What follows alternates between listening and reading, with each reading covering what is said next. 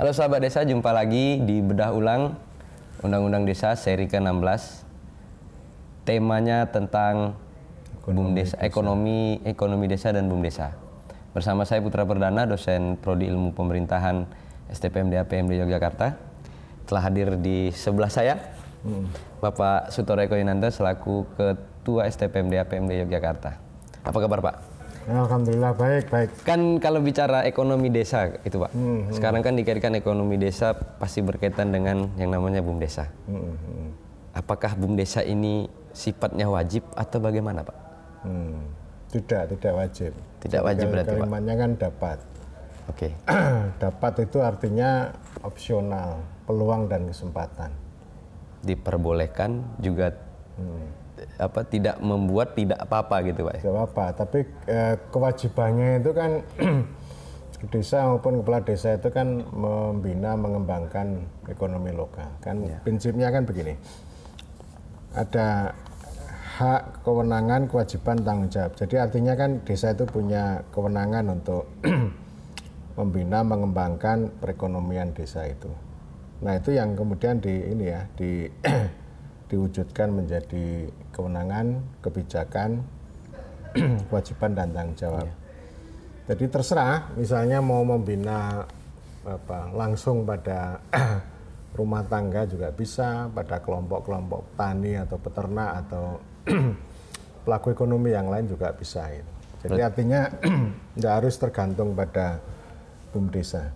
Oke, berarti istilahnya bisa melalui bicara ekonomi ini bisa melalui kelompok-kelompok tani juga berarti Pak ya? Kelompok tani terus bisa. Kelompok-kelompok yang ada di desa itu Pak ya? Iya. Dan misalnya dengan gerakan menanam ya. Misalnya kepala desa bagi berbagai macam bibit ditanam di ini ya di wilayah desa itulah Pak. Bukan di pekarangannya warga. Rumah, ya. Terus nanti bagi hasil ya saya 20, Anda 80. Juga nggak apa-apa model kayak begitu gitu ya. Nanti yang 20 untuk pemasukan desa, yang 80% untuk pendapatan rumah tangga. Misalnya nanam jambu, nanam cabai, nanam sayur, atau ternak juga bisa. Itu kan cara yang paling simpel. Iya Pak. Itu ya. Jadi dengan itu pengalaman itu sudah banyak ya. Nanam cabai, nanam apa gitu ditanami lah di pekarangan warga. Apalagi kalau di desa itu kan masih sangat memungkinkan, sangat luas gitu. Dan untuk istilahnya gini Pak, BUMDes. Itu kan selalu dikaitkan sebagai lembaga ekonomi desa. Tapi Bapak bilang tadi kan dapat, bisa opsional. Nah misalkan ada desa yang memang dia tidak ingin mendirikan BUMDes dan tadi bicara soal ekonomi desanya itu melalui kelompok-kelompok tani dan Bapak bilang juga bisa gitu. Apakah ini misalkan nih sudah terbentuk nih nanti Pak, semuanya sudah jadi nih. Dan tiba-tiba BUMDes hadir. Itu kayak gimana Pak? Kan biasanya terjadi gejolak tuh antara kelompok lo, kan kami yang memulai ini gitu. Ya itu yang jadi masalah juga begitu. Kan begini, ada desa yang menolak BUM desa, itu kan ada beberapa alasan. Alasan yang pertama memang kegiatan ekonominya sudah jalan. Itu di Sleman itu banyak yang menolak. Loh untuk apa BUM desa? Oh kegiatan ekonomi masyarakat keluarga udah jalan, untuk apa? Saya nggak mau ngerecoki gitu kan. Kan ini ada banyak ini ya yang salah kaprah. Artinya BUM desa didirikan malah justru melakukan kanibalisasi terhadap bisnis yang sudah ada. Misalnya ini konyol ya. Ini rumah tangga ini kan bikin batu bata ini, kan? Batu bata. Ada BUM desa yang bikin batu bata juga. Itu kan nggak menarik itu kayak begitu. Oh ya, berarti dia mendirikan usaha yang usahanya itu sebenarnya sudah ada tuh Pak? Ya sudah ada. Untuk melakukan pencaplokan atau ya pastilah dia punya capital yang lebih besar. Tapi ya itu dikritik oleh banyak orang yang begitu. Jadi artinya kalau usahanya sudah ada ya jangan menduplikasi. Intinya malah justru melakukan konsolidasi. Misalnya ada banyak ya di berbagai tempat di Bantul itu kan di kawasan Kecamatan Kapanewon Delingo itu kan banyak mebel tuh, banyak mebel yang berat itu ya. Nah ini penting untuk hadir BUMDesa itu dalam rangka untuk menyuntikkan energi dan mengkonsolidasi itu. Ya. Itu alasan yang pertama. Alasan yang kedua, ada juga kepala desa yang anti, tidak mau mendirikan BUMDesa. Untuk apa bikin BUMDesa? Nanti menimbulkan masalah.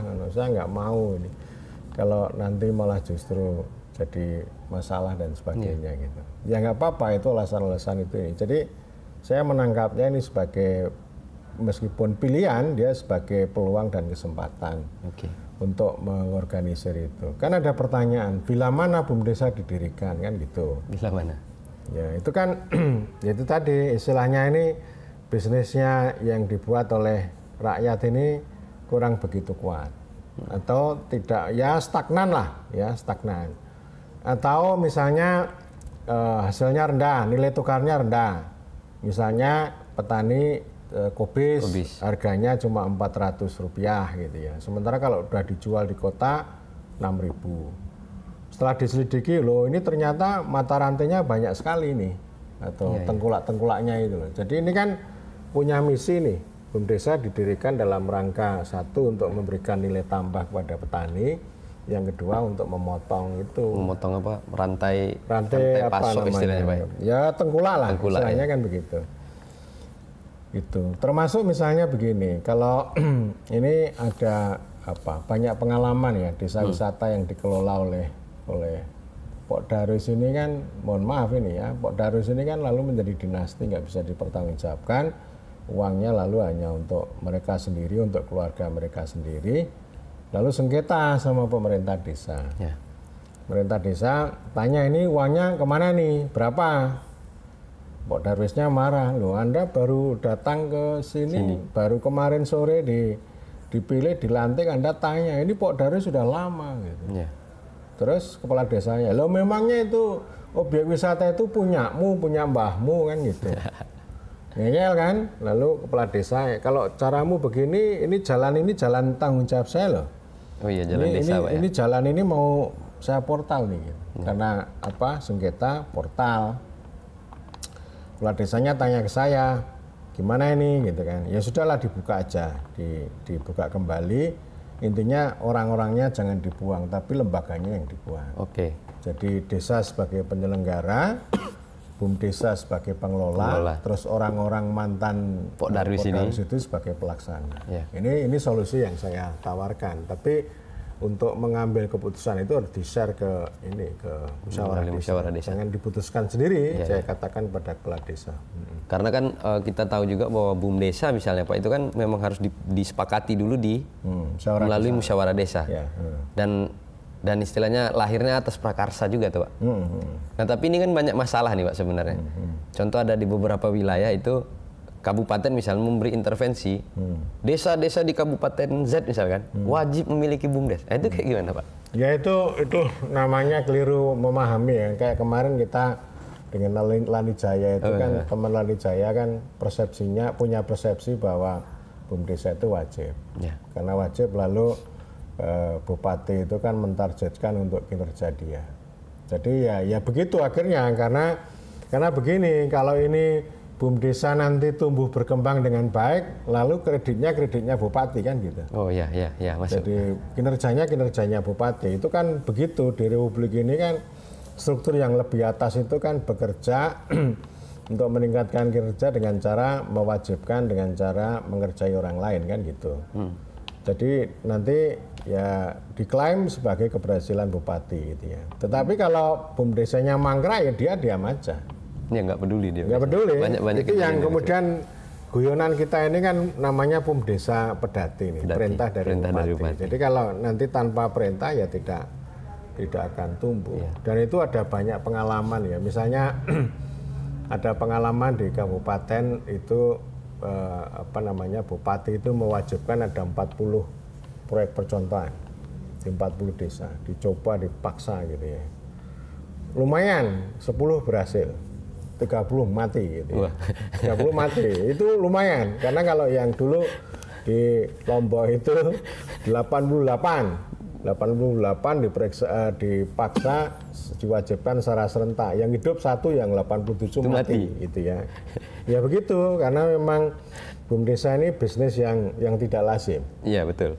Kalau ekonom kan mengatakan ya bisnis itu kan harus efisien. Ya. Kalau bisnis kok harus pakai musyawarah desa, itu kan terlalu boros tuh. Boros anggaran katanya. Ya boros lah, itu nggak masuk akal dalam dunia bisnis. Tapi dengan cara begitu, itu teori ekonomi yang mengisolasi desa. Itu yang selalu saya kritik pada para ekonom gitu ya. Karena ekonom itu kan pikirannya efisiensi dan skala ekonomi. Desa nggak masuk skala ekonomi gitu kan. Nah itu cara-cara di mana ekonomi itu mengisolasi desa agar ekonomi itu dikuasai oleh para juragan. Iya sih. Gitu loh, para tengkulak. Iya, gitu tengkulak yang main. Lalu kan dia nggak bisa mengatasi. Saya sering ribut kan begini, kalau Anda melarang desa berbisnis, lalu saran Anda apa, untuk gitu? Melawan tengkulak itu apa? Kan nggak ada. Nggak ada. Dan memang kebanyakan akhirnya BUMDes yang sukses Pak ya, yang ada di mana Panggung Harjo, Ponggo, dan itu memang sudah hadir unitnya dulu sebelum ada aturan yang kayak sekarang itu Pak. BUMDes harus dilaporkan dulu kemana Pak? Yeah. Kemenkumham harus pakai ini itulah segala macam itu.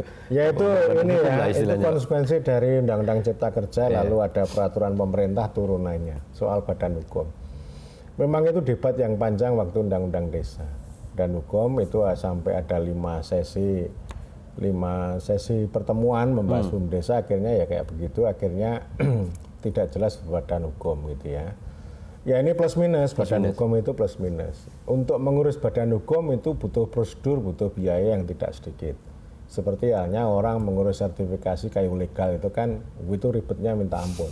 Tapi tidak ada nilai tambah. Nilai tambahnya hanya legal itu. Hanya legal itu aja. Sementara tidak legal pun sebenarnya juga sudah laku. Cuma persoalannya ini kan standar yang diterapkan oleh rezim global. Kalau Anda mau berbisnis ke Eropa, ke Amerika, maka Anda harus mengikuti standar ini kan gitu. Jadi itu sama prinsipnya. Harus register, harus begitu. Kalau Kumham aja biasalah kalau rezim ini, tapi harus register juga di itu satu kementerian yang satu lagi itu. Gitu ya.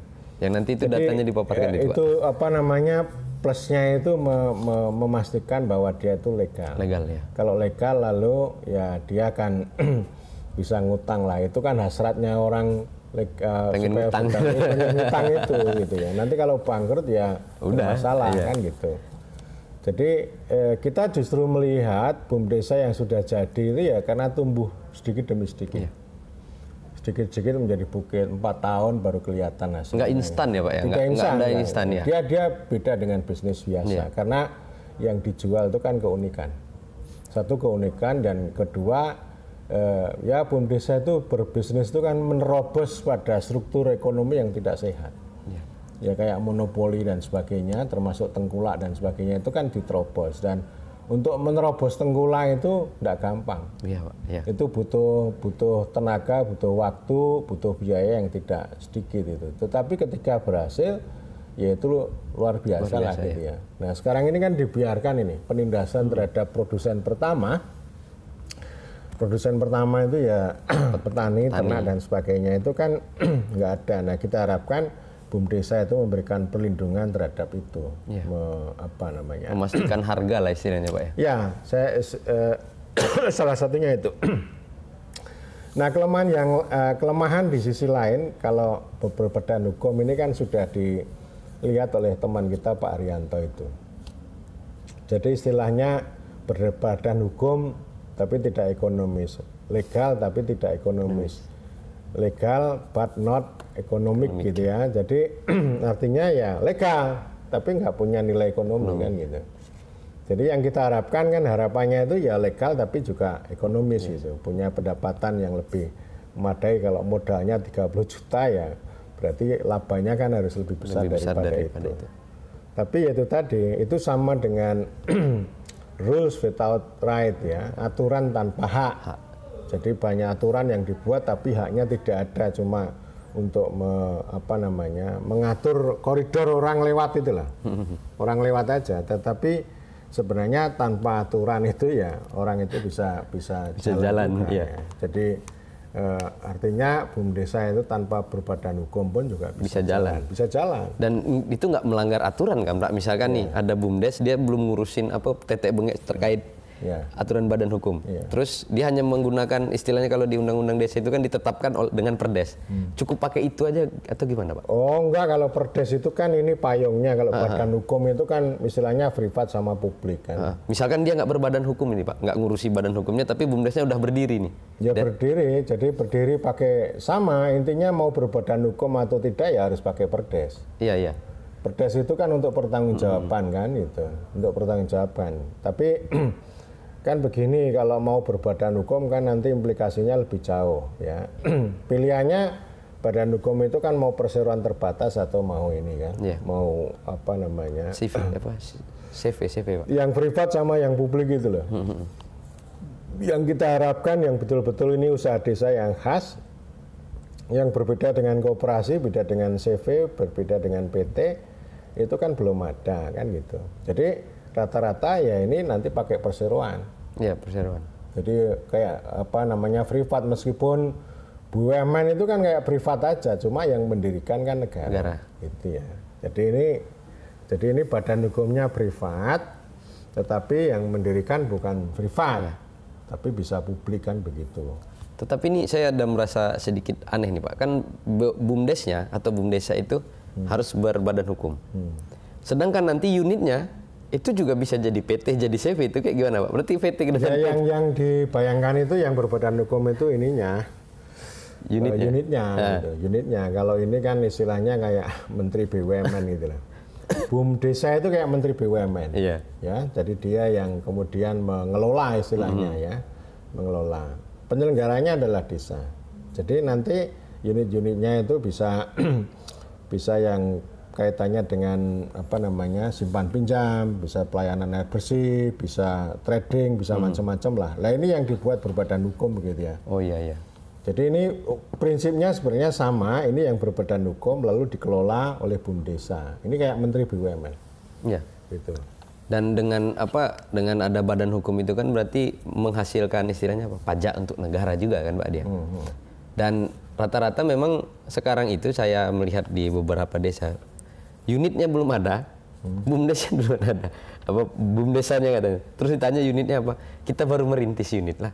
Itu kayak gimana Pak? Kan rata-rata itu tadi karena terlalu instan, terlalu cepat itu. Jadi analisis apa namanya rencana bisnisnya tidak matang. Yang penting kan misalnya begini nih. Dimusyawarahkan, diputuskan, kemudian ada peraturan desanya kan itu. Lalu mengeluarkan 300 juta untuk ini. Ini diberikan pada BUMDesa, nggak usah-usaha. Ini habis untuk membayar ini. Membayar pegawai kan gitu. Usahanya nggak ada tuh Pak. Apalagi nanti kan begini nih. Itu yang satu poin lagi yang terkait dengan badan hukum kan begitu ya. Ya konsekuensinya kalau berbadan hukum, kalau jadi PT misalnya perseroan, konsekuensinya dia harus mengikuti undang-undang ketenagakerjaan. Nah kerja dong, dia harus bayar ini. Kalau dia ngerekrut 6 orang misalnya, ya dia harus mengikuti standar itu. Standar gajinya juga dan lain-lain. Duitnya dari mana? Iya. Memang 300 juta cukup. Nanti habis untuk membayar pegawai, usahanya tidak ada ya seperti tadi kan gitu. Makanya kan ini sebenarnya bisnis yang tumbuh ya. Bisnis yang tumbuh itu ya tadi nggak usah berpikir badan hukum gitu ya. Nanti kalau sudah di tengah perjalanan ya baru diurus. Nah itu ya. Pak ya. Dan memang enaknya begitu tadi yang Bapak sampaikan. Jadi jalan dulu aja. Kalau nanti di pertengahan ini terlihat akan berkembang ini, mau diurus ya nggak apa-apa gitu Pak. Iya. Dan yang kita tahu juga kan bahwa BUMDes ini kan dia bukan hanya bicara soal ekonomi kan Pak, juga bicara di ranah sosial. Kalau nggak salah itu apa sebutannya hybrid institution gitu. Nah, BUMDes untuk masuk ke ranah sosial ini kan kita jarang sekali nih Pak, melihat yang ranah sosialnya. Kita selalu BUMDes itu bicara soal ekonomi. Nah kalau menurut Pak gimana tuh Pak? Jarang sekali itu ke sosial. Maksudnya gimana sih? Misalkan kayak ada memberi bantuan kepada masyarakat miskin, memberi hibah dan lain-lain itu kan tercantum juga di undang-undang itu Pak. Hasil usahanya itu untuk apa? Itu namanya CSR. CSR lah. CSR ya. CSR itu dari ininya kan. Ya boleh-boleh aja di situ, itu namanya bukan bisnis sosial. Bisnis sosial itu kan sebenarnya begini, kayak air bersih itu loh. Oh ya. BUMDes air bersih itu kan sebenarnya tujuannya melayani warga tapi dapat bonus keuntungan, social benefit, lalu dapat bonus economic profit. Oh ya. Itu maknanya hibrid itu di situ gitu kan. Ya undang-undang kan mengatakan kalau misalnya ini dari labanya itu biasalah untuk CSR gitu. Ya. Oh, itu memang nggak apa-apa tuh Pak untuk CSR ke. Itu bukan hybrid institution. Oh, bukan, tapi dia memang CSR itu memang CSR tuh Pak. Ya. Yang apa namanya yang hybrid itu tadi dia punya fungsi melayani, memberikan social benefit pada orang banyak, tapi dapat bonus keuntungan ekonomi. Kayak bisnis ini loh, bisnis air lah. Seperti yang dulu rintisan paling awal itu di desa Karangrecek namanya, di Gunung Kidul.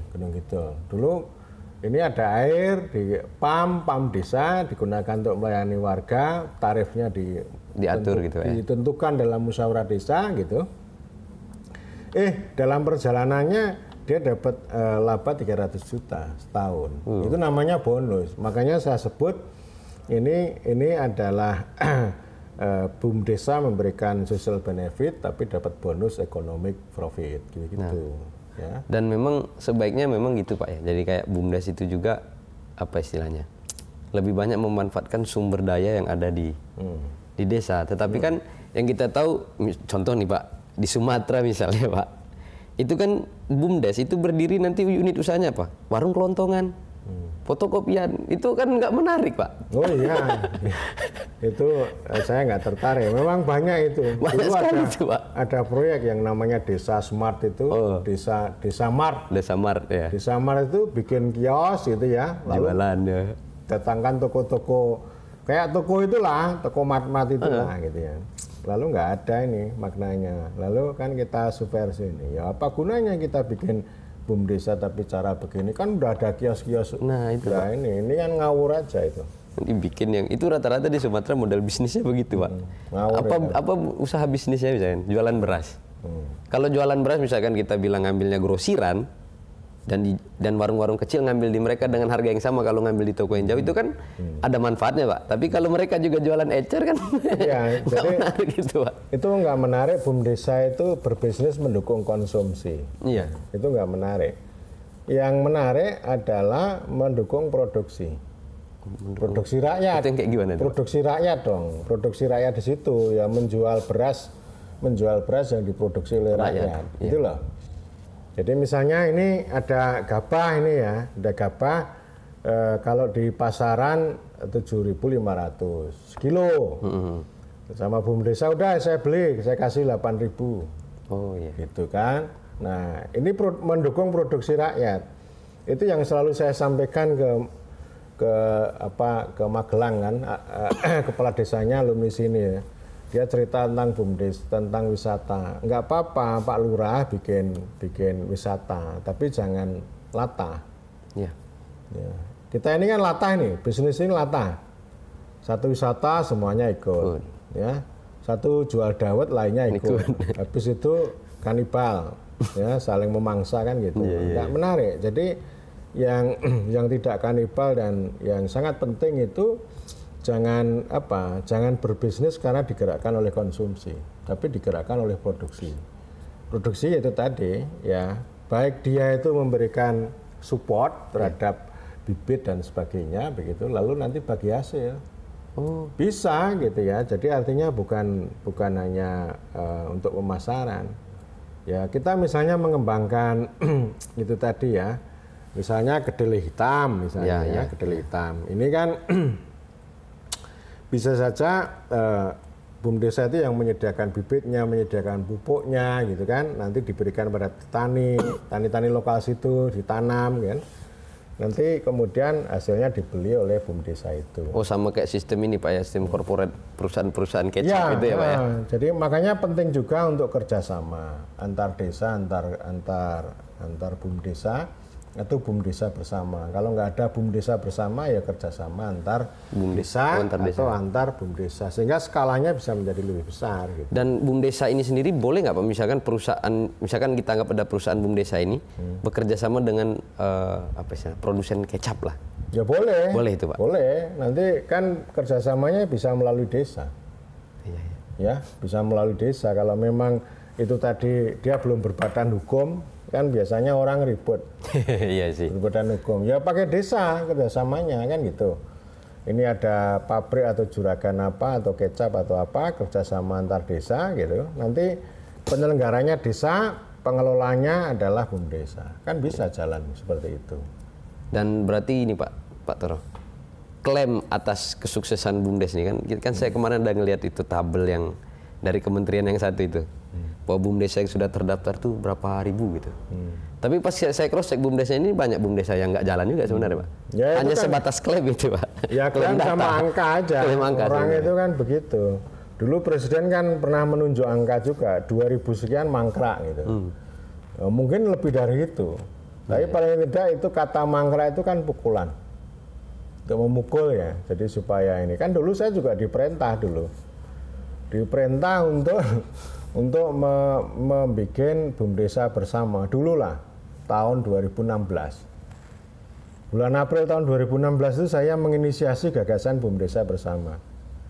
Terus kemudian di bulan Agustus itu ada perintah untuk mengeksekusi di sebuah kabupaten, nggak usah saya sebut, BUMDesa bersama. Kecamatannya ada 29.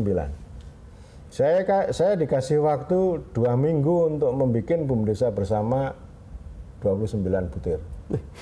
Banyak Pak. Sinting ini kan, sinting ini. Banyak ini Pak. Saya berdebat ini. Tapi akhirnya ini, Mas ini perintah. Yo kalau perintah saya jalankan. Yeah. Tapi kalau nanti BUMDesa ini mangkrak, jangan salahkan saya. Yeah. Akhirnya tak bikin. Selama 2 minggu ya jadi. 29 jadi, yang jalan cuma 1. Gitu loh. Iya, jadi selama 2 minggu itu saya terus ke lokasi itu, komunikasi, datang lah. Untuk pendampingan lah istilahnya. Iya, langsung sama camat dan para ini kan karena BUMDesa bersama kan gitu. Itu hari pertama itu kita kumpulkan seluruh kepala desa sama camat itu, lalu kita bikin meja, ya, meja. Ada yang pokoknya asal-asalan, meskipun debatnya itu belum selesai, asal-asalan terbentuk. Ya itu dalam rangka untuk pertunjukan. Tapi ya itu model-model kayak gitu kan nggak baik ya. Kita sia-sia nyambut kerja seperti itu gitu. Iya Pak, iya. Dan apalagi kalau misalkan nih kayak kemarin di satu lokasi lah Pak ya, itu bilang begini. Bagi desa yang mendirikan BUMDes akan mendapat sekian ratus juta misalkan. Wah itu kan desa berlomba-lomba. Ya. Tiba-tiba selang berapa minggu jadi nih Pak, lahir banyak BUMDes nih. Ya itu namanya BUMDesa Merpati, merapat ke bupati ya. Kayak ngeri itu Pak. Merpati itu kan. Jadi kalau ada makanan ya dia akan terbang gitu kan. Itu nggak menarik. Kita sudah tunjukkan melalui dulu FVPD itu kan penelitian selama 3 tahun pemantauan longitudinal lah. Masih tahun dulu, tahun 2010 sampai tahun 2013, sebelum ada Undang-Undang Desa. Itu kita sudah ngomong BUMDesa. Dulu kan ada Permendagri nomor 39 ya, tentang BUMDesa, dan kita punya sumbangan untuk membuat itu ya. Kan kalau orang itu sekarang kan klaimnya luar biasa BUMDesa. Ini rintisan kita sudah lama. Kita meneliti di beberapa tempat di timur sana. Kita punya satu argumen bahwa BUMDesa yang lahir karena emansipasi lokal itu jauh lebih baik, lebih kuat, lebih mandiri, berkelanjutan ketimbang BUMDesa yang lahir karena intervensi dari atas. Iya. Ini sudah kita ingatkan dari dulu itu kementerian, tapi ya tetap saja orang dungu itu kan selalu begitu. Yang pengen cepat, pengen target intervensi, 29 dibentuk, setelah itu mati. Ini. Jadi BUMDesa itu dibentuk untuk dimatikan. Ya, itu. Jadi kayak buang-buang waktu jadi Pak. Iya, jadi yang penting kan itu tadi klaim ini 29 terbentuk gitu ya. Jadi sepanjang saya menjalani ya apa yang mampu bisa saya kerjakan, sehari itu bisa mengunjungi tiga tempat. 3 tempat. Satu kecamatan kita pantau gitu kan. Ya itu, ya hasilnya begitu. Itu kan sama dengan pengalaman tadi di kabupaten di sana, 88 dibentuk, yang hidup 1, yang 87 mati. Jadi cuma 1. Iya, cuma 1 aja. Ya, jadi yang apa namanya, kayaknya yang mangkrak itu jauh lebih banyak, bukan hanya 2.000 kan. Gitu. Iya. Dan kan selalu yang jadi klaim itu kan BUMDes berhasil itu kan ya Bapak tahu lah desa-desa mana yang BUMDesnya sudah kuat. Jadi kan itu selalu dipakai jadi tunggangan klaim ini Pak sebenarnya. Iya, betul. Itu sama juga dengan kemarin waktu Bu Ani masih jadi lurah, jadi kepala desa. Oh, Sumbermulyo ya, Pak. Sumbermulyo. Beliau mengatakan begini, ini karena rating itu loh. Saya kan paling benci dengan rating. Oh ya, rating. Indeks rating itu saya paling benci. Itu karena apa? Rating sama indeks itu. Karena yang berkepentingan yang bikin itu. Itu nggak ada dampaknya untuk rakyat, itu nggak ada. Jadi salah satu poinnya kan begini, kalau desa itu menyertakan modal lebih banyak, nanti skornya tinggi kan. Oh iya. Jadi Bu Ani itu bilang begini, ini Pak, karena perintah dari atas nih, semakin tinggi kita menyertakan modal, maka skornya semakin tinggi. Oke. Itu. Tetapi Bu Ani bilang lagi, tapi itu tidak berdampak signifikan terhadap kesejahteraan masyarakat. Gitu. Pokoknya yang penting modalnya banyak, ininya barangnya ini kan. Itu kan kebodohan itu kan. Padahal kita bicara duit yang harus jadi modal ini kan harusnya balik lagi untuk ini kan namanya kan investasi bukan belanja kan. Iya. Makanya PP Desa itu kan ada pendapatan, ada belanja, dan ada pembiayaan. Pembiayaan itu untuk investasi itu kan gitu. Nah, pendapatan inilah nanti kan yang dari BUMDes itu kan masuk ke apa? Salah satu sumber pendapatan desa, Pak. Ya, pendapatannya tentu ada 2 sisi, jangan hanya di pendapatan asli desa. Oke. Itu namanya kaya tapi tidak makmur. Oh. Ya, jadi kan biasanya orang mikir pendapatan asli desa, janganlah. Jadi ada pendapatan masyarakat, ada pendapatan desa. Yang kayak tadi saya ambil contoh tadi loh.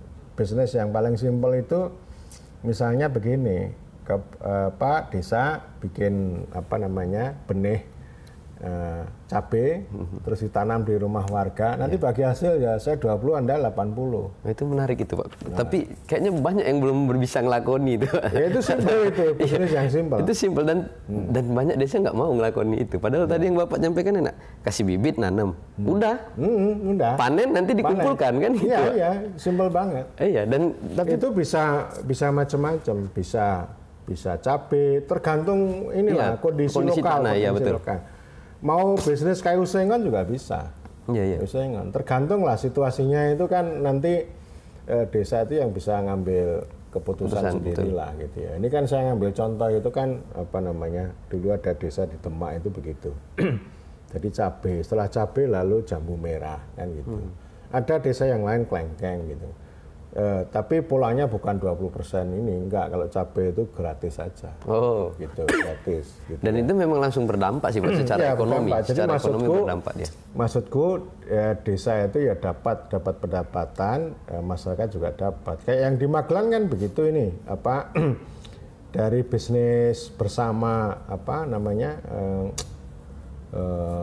gabah sama beras itu, petani dapat tambahan keuntungan 500 rupiah per kilo. Terus kemudian desanya dapat 100. Itu saya kira lebih menarik. Iya, dan memang untungnya sih kalau kita lihat 500 100 itu kan dikit Pak. Ya. Tapi kan kalau banyak. Iya, jadi kali itu, dan itu kan sebenarnya udah diterapkan oleh ini ya. Apa namanya, ada teman namanya Dimas ya yang di Jawa Barat itu, dia dengan pola semacam itu. Saya sudah lama nggak ketemu dia. Awalnya ya ngobrol dengan saya seperti ini, lalu dia terapkan, dan itu butuh waktu kira-kira berbulan-bulan untuk meyakinkan desa sama BUMDesa itu. Tapi akhirnya jalan juga. Tapi sebelum BUMDesa dia udah menjalankan dulu. Oh, oke.